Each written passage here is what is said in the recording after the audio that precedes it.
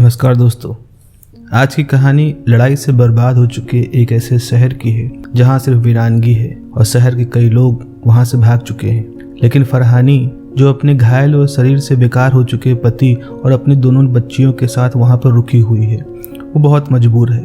वो अपने पति की सेवा भी करती है और उसके लिए दुआएं भी करती है। गरीबी और भुखमरी की मार से फरहानी किसी तरह से इलाज पाने का इंतजाम तो करती है। शहर में उसके सभी रिश्तेदार अब बाहर जा चुके हैं। इस पर दुखी होकर फरहानी अपने लाचार पति से कहती है कि उसके सभी भाई अपनी जिम्मेदारियां छोड़ के भाग चुके हैं। जिनकी बेइज्जती की बदला लेने के लिए तुम दुनिया से लड़ गए, गले पे गोली खाई और आज लाचार होकर पड़े हुए हो, वो सब भाग चुके हैं। लेकिन मैं नहीं जाऊंगी। शहर के हालात दिन पे दिन खराब होते जा रहे हैं। खाने और पानी की किल्लत बढ़ती जा रही है। इस पर भी फरहानी अपने बच्चों को किसी तरह से संभालती है। एक सुबह वो देखती है कि विद्रोही शहर को घेर लेते हैं। चारों तरफ गोलाबारी शुरू हो जाती है। अपने बच्चों को कुछ साथ रह रहे पड़ोसियों के साथ फरहानी तहखाने में छिप जाती है। लेकिन वो बहुत ही बेचैन है कि कमरे में उसके पति का क्या हाल होगा। वो जोखिम उठा कर अपने पति के पास जाती है, लेकिन तभी तोप से हमला शुरू हो जाता है। बेबस फरहानी को वापस तहखाने में अपने बच्चों के पास जाना पड़ता है। अगली सुबह तक शांति हो जाती है, लेकिन उसे उम्मीद थी कि घर उसके बच्चों के लिए महफूज नहीं है। इसीलिए वो अपने बच्चों के साथ तहखाने में ही रुक जाती है और उसका अंदाजा ठीक भी था। दोपहर तक कुछ विद्रोही घर में घुस जाते हैं, लेकिन वो उस घायल इंसान को देख करके पहचान जाते हैं कि वो तो उनका पुराना साथी है। शाम को जब फरहानी बाहर निकलती है तो देखती है कि पड़ोस के मासूम लोगों को बेरहमी से कत्ल किया जा चुका है।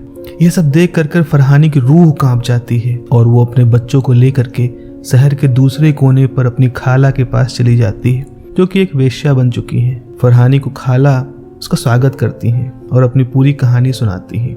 खाला बताती हैं कि उसने पुरुषों की ज्यादतियों को सहने के बजाय जिंदगी अपनी शर्तों पर जीने का रास्ता चुना है।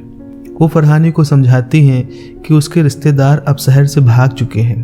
अगर उसका पति मर गया होता तो उसके देवर उससे शादी कर लेते, लेकिन वो ऐसा कर नहीं पाए। फरहानी बच्चों को वहीं छोड़ कर वापस अपने घर आती है और अपने लाचार पति से बातें करती रहती है।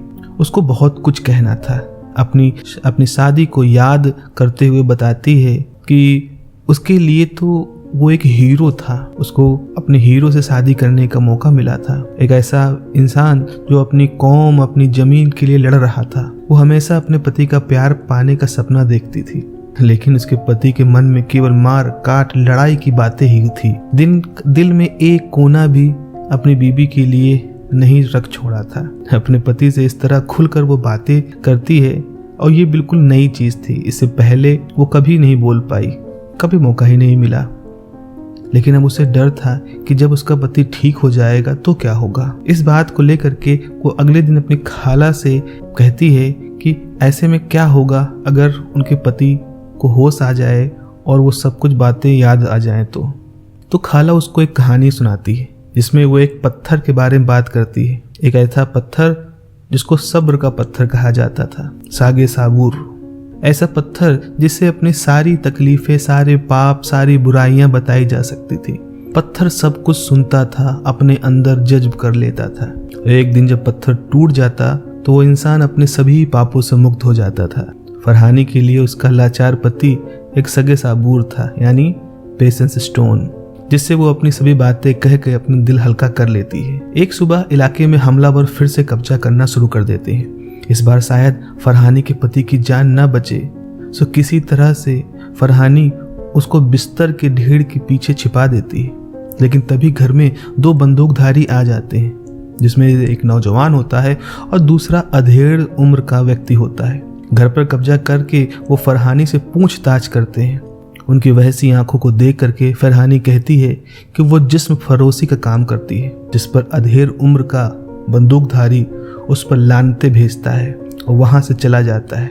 उस दिन फरहानी अपनी और पति की जान को बचा लेती है, लेकिन अगले दिन वो नौजवान बंदूकधारी वापस आता है और फरहानी को वैसा समझकर उस पर पैसे फेंकता है और जिस्मानी संबंध बनाता है। फरहानी के लिए सब कुछ बहुत तोड़ने वाला वाकया था, लेकिन उसे अपने पति के इलाज और बच्चों की परवरिश के लिए पैसों की सख्त जरूरत थी। उन पैसों से बच्चों के लिए खाना, पति के लिए दवा का इंतजाम करती है। धीरे धीरे नौजवान पैसों के साथ अक्सर आने लगा। फरहानी के लिए यह सब एक अब खुशगवार हालात होने जैसे लगे थे। पैसों से उसकी माली हालत सुधरने लगी थी और नौजवान की मासूमियत उसे पसंद आने लगी थी। अब उसे अपनी सभी इच्छाओं को पूरा करने के लिए एक साथी मिल चुका था। वो जो चाहे कर सकती थी, करवा सकती थी, बिना किसी डर के, बिना किसी पछतावे के। आखिर उसे भी तो अधिकार है अपनी जिंदगी के अच्छे बुरे, सही गलत के फैसले करने का। एक रिश्ता जायज या नाजायज के ऊपर रूहानी जरूरतों का था।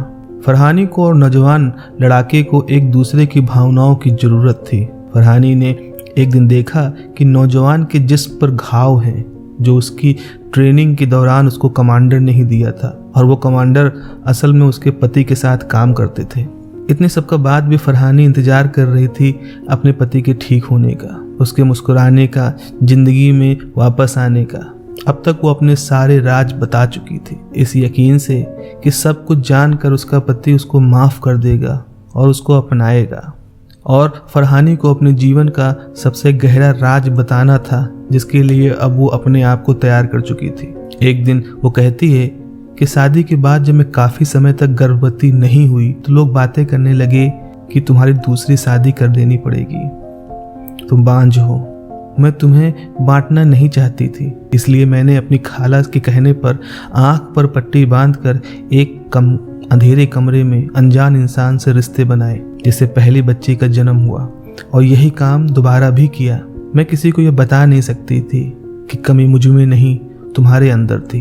अपनी मर्दानगी के बारे में सुनकर फरहानी के पति के जिस्म में हरकत होना शुरू हो जाती है और वो अपनी सारी ताकत से फरहानी के ऊपर झपट पड़ता है। पति की इस हरकत को देख कर फरहानी खुशी से झूम उठती है, क्योंकि उसको इसी पल का इंतजार था। लेकिन अगले ही पल उसकी खुशियां हवा हो जाती हैं। उसका पति फरहानी का गला दबाने लगता है। अपनी जान बचाने के लिए फरहानी खंजर से उसकी हत्या कर देती थी, और इसके साथ उसने जो भी राज बताए थे वो सब खत्म हो जाते हैं। फरहानी के लिए उसका पति एक पेशेंस स्टोन था, यानी सब्र का पत्थर, जो अब टूट चुका था और फरहानी अपने सभी गुनाहों से छूट चुकी थी। तो दोस्तों, ये एक बेहतरीन कहानी रही। आप बताइएगा कि कैसी लगी। चलिए अगली कहानी के साथ फिर मिलते हैं। नमस्कार।